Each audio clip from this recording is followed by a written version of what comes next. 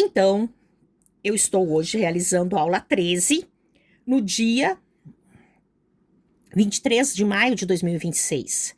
Eu vou realizar 3 aulas hoje, tá? Essa aqui é a aula 13, é uma aula nova. @martaeaulamv.estudo, esse é o meu canal que faz com que nós possamos ler, realizar leituras diversificadas, tá? E além, aprender um pouco mais. Bem, eu trouxe aqui a contribuição de 2 textos, tá? 2 textos aqui. É um probleminha aqui, tá? Bom, eu trouxe a contribuição, então, de 2 textos, tá? De 2 livros. O primeiro parágrafo, tá?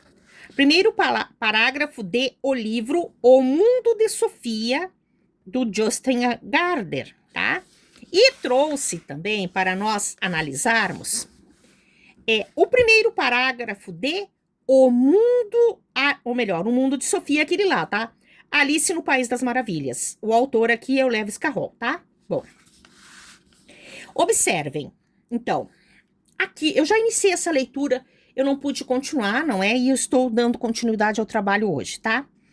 Sofia Mundsen voltava da escola para casa, percorrera a primeira parte do caminho em companhia de Jorun. Sua colega de classe tinha conversado sobre robôs. Jorun considerava o cérebro humano um computador complicado. Sofia não estava bem certa se concordava com isto. O ser humano não seria algo mais do que uma máquina? Vejam, então aqui eu tenho toda a riqueza daquele texto que eu li ali, né? Ou seja, eu não tenho somente palavras soltas, eu tenho palavras que vão sendo encadeadas. Aqui tem um ponto, não é? Então, eu tenho uma frase, eu tenho... É que o primeiro parágrafo mesmo do livro, ele é muito extenso, tá? Então, eu só pude pegar uma parte. Eu tenho aqui outra frase. Então, percorrer a primeira parte do caminho em companhia de Jorun, sua colega de classe. Eu tenho aqui outra frase. Tinha conversado sobre robôs. Outra frase. Jorun considerava o cérebro humano um computador complicado. Outra frase. Vou separar por frases aqui, tá? Ó, aqui. Sofia não estava bem certa se concordava com isto. Ponto. Outra frase. O ser humano não seria algo mais do que uma máquina? Então, a Sofia se questiona a respeito do pensamento que se estabelece entre elas quando voltavam da escola, ok? Eu tenho toda a riqueza de um começo de texto com enunciado coerente, situa no tempo, situam as ações, quem participa, no caso aqui é um texto narrativo, quem participa da história, tá? Agora vejamos aqui. O primeiro parágrafo do livro Alice no País das Maravilhas, tá? Então, aqui eu tenho, então, o primeiro parágrafo do livro, tá? Do livro, O Mundo de Sofia. E aqui eu tenho o primeiro parágrafo do livro, tá?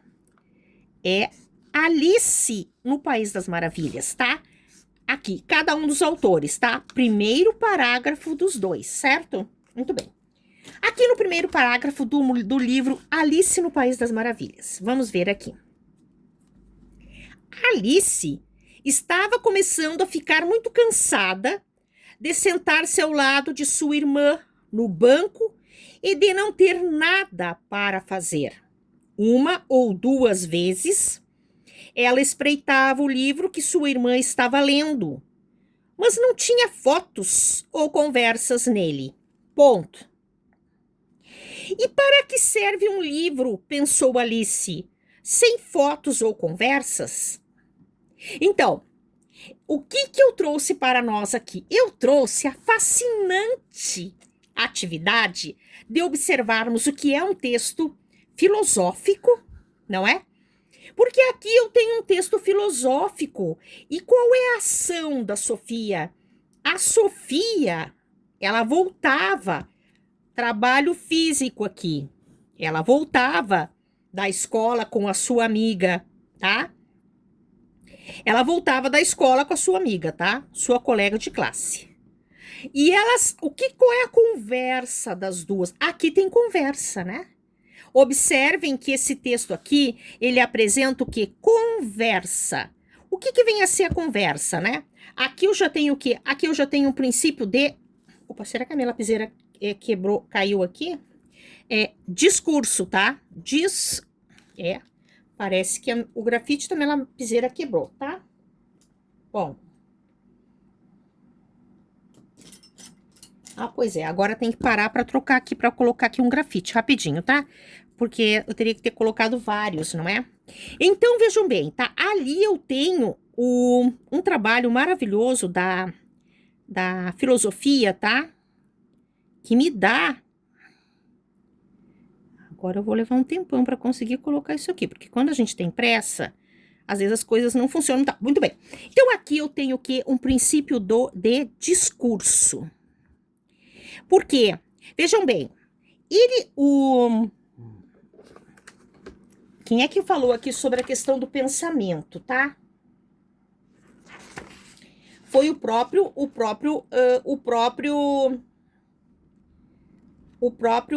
Saussure, tá? O Saussure, eu queria achar aqui onde é que ele falou a questão do pensamento, o Saussure, tá? Então, acho que eu não estou agora conseguindo encontrar aqui, tá? Ver se eu consigo achar aqui rapidinho, aqui. Ele chegava a falar, ele menciona aqui a questão do pensamento, tá? Que o Saussure coloca. Vamos ver aqui se eu consigo achar aqui a citação dele aqui, tá? É assim mesmo, né? Vai fazendo lá, aí coloca lá a citação de vários autores. Por quê? Porque um texto vai costurando com outro texto, não é? Nós vamos conseguindo realizar um trabalho, tá?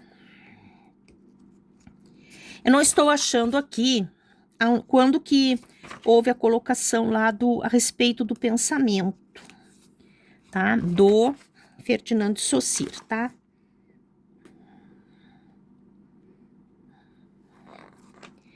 Mas ele fala, o Saussure coloca-nos mais ou menos que o pensamento é toda aquela linguagem aqui, ó, achei, tá? Olha aqui. Então, aqui, ó, a língua apresenta previamente apenas conceitos isolados, que esperam ser postos em relação entre eles para que exista significação de pensamento, né? Ó, significação de pensamento. Então, aproveitando esta contribuição do Saussure, o que eu tenho aí? Eu tenho uma significação de pensamento, né? Não são somente frases isoladas. Elas estabelecem, além de uma leitura, elas propõem toda uma reflexão. Vejam bem, a Sofia, ela termina o primeiro parágrafo se questionando. Qual é o questionamento, Sofia Mundsen? O ser humano não seria algo mais do que uma máquina? Vejam bem, então eu tenho o início de um texto filosófico aqui, só que ele é um texto literário. E aqui no mundo de Sofia, eu tenho Sofia apresentando características normais, comuns de uma menina, não é? Bem assim, dinâmica. Ou seja, ela estava ficando muito cansada de sentar-se ao lado de sua irmã no banco e de não ter nada para fazer. Não ter nada para fazer, vírgula. Uma ou duas vezes ela espreitava o livro que sua irmã estava lendo. Ó, a irmã estava lendo um livro, tá? Vejam as personagens, tá? A irmã estava lendo um livro, mas não tinha fotos ou conversas nele. Então, aqui a Alice, ela demonstra o quê? Ela demonstra a relação que existe do texto para com o leitor. Para ela, o livro não tinha fotos, não tinha nem fotos, tá? Nem conversas. Então, qual é o questionamento da Alice? Ah, mas isso é muito fantástico, isso é incrível, isso é muito maravilhoso, por quê? Vejamos assim. E para que serve um livro, pensou Alice, sem fotos ou conversa? Se eu pegar esse trabalho aqui, se eu realizar esse trabalho no ensino médio, no sexto, sétimo e oitavo ano, nono ano do ensino fundamental, aliás, da educação básica do fundamental, o que eu vou ter? Eu vou ter aqui uma leitura de uma exigência maior, questionamento a respeito do ser humano, não é? E vou ter aqui uma leitura bem do questionamento da realidade, muitas vezes, tá? Das perguntas que vão mudar. Para que serve um livro, pensou Alice, sem fotos ou conversas? Então, esse questionamento aqui de Alice, ele é um questionamento já filosófico, vocês observem. Ela é uma personagem real, como se fosse real do dia a dia. Mas o questionamento que a Alice faz, em relação ao questionamento que a Sofia Amundi se faz, são o quê? São frases interrogativas, tá? Frases interrogativas. E essas frases interrogativas nos fazem o quê? Pensar. Pensar. Claro que os dois livros continuam sua trajetória, tá? Então aqui é bem possível já iniciar todo um trabalho de interpretação gramatical e semântica. Por quê? Será que a função do ponto de exclamação é só para uma pergunta? Outras implicações. É muito legal, né? É muito legal fazer um trabalho desses, tá? Por isso, ó, o Foucault, ele diz assim, trata-se aqui não de neutralizar o discurso, de fazer com que seja signo de outra coisa, nem de atravessar sua espessura para encontrar o que permanece silenciosamente aquém dele. Trata-se, pelo contrário, de mantê-lo na sua consistência, de fazê-lo surgir na complexidade que lhe é própria. Ah, mas isso é muito legal, isso é muito legal. E o Michel Peixoto, que ele vai o quê? Ele vai contribuir muito. O Peixoto vai contribuir muito, tá? Porque ele traz um conceito importante da escola, que ele inicia um trabalho além da escola francesa, tá? Então, o ponto essencial aqui é que não se trata somente da natureza das palavras usadas, mas também e sobretudo das construções nas quais essas palavras se combinam na medida em que elas determinam a significação que assumem. As palavras mudam de sentido segundo a posição defendida por aqueles que as usam.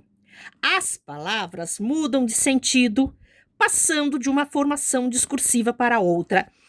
E será, olhem o que nós temos ali, o ponto de interrogação.